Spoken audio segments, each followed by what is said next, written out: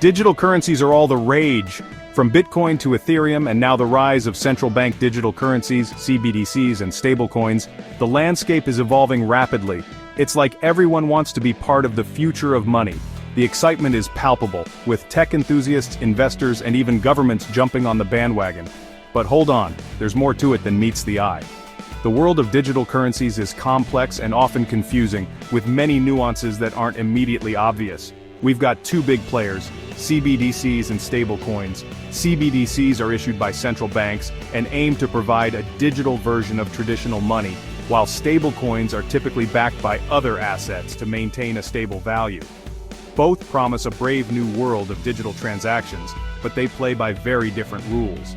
CBDCs offer the security of government backing, whereas stablecoins provide the flexibility of being pegged to various assets. It's like comparing apples and oranges. If apples were controlled by governments and oranges were backed by, well, that's where things get interesting. The backing of stablecoins can vary widely from fiat currencies to commodities. So, buckle up as we dive into the wild world of digital currencies.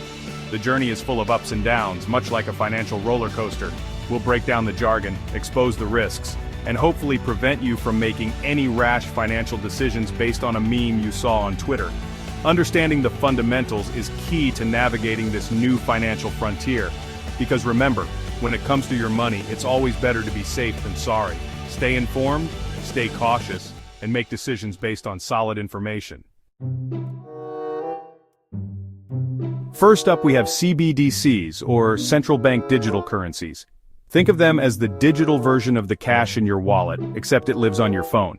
These are issued directly by a country's central bank, the same folks who print the paper money we all know and tolerate. The big difference? CBDCs are centralized. This means the government has complete control over their issuance and circulation. They can track every transaction, freeze accounts, and even influence how you spend your money. Sounds a bit Big Brother-ish, right? Now let's talk about stablecoins. These digital currencies have been gaining a lot of attention lately, and for good reason. These are digital currencies pegged to a stable asset, like the US dollar, gold, or even a basket of assets.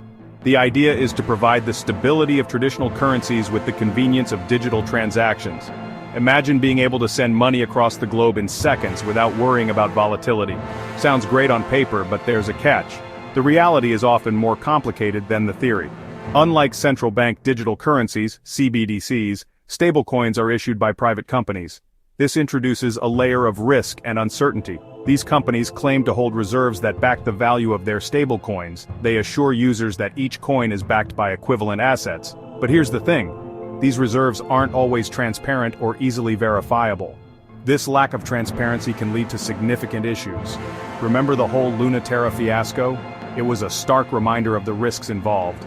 That's what happens when those reserves turn out to be less than stable. Investors can lose confidence quickly, leading to a rapid decline in value.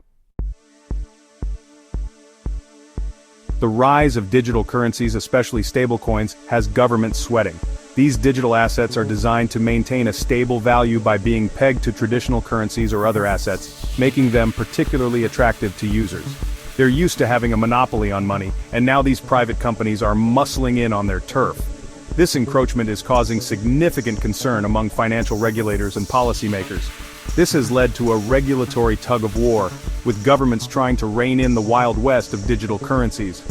The challenge is to create a framework that ensures stability without stifling innovation. The big question is, can these new forms of money coexist peacefully with traditional currencies? Or will they disrupt the financial ecosystem as we know it? Will governments embrace the digital revolution or try to crush the competition? Only time will tell. The stakes are high and the outcome could reshape the global financial landscape. One thing's for sure though, the future of money is going to be anything but boring. As technology continues to evolve, so too will the ways we think about and use money.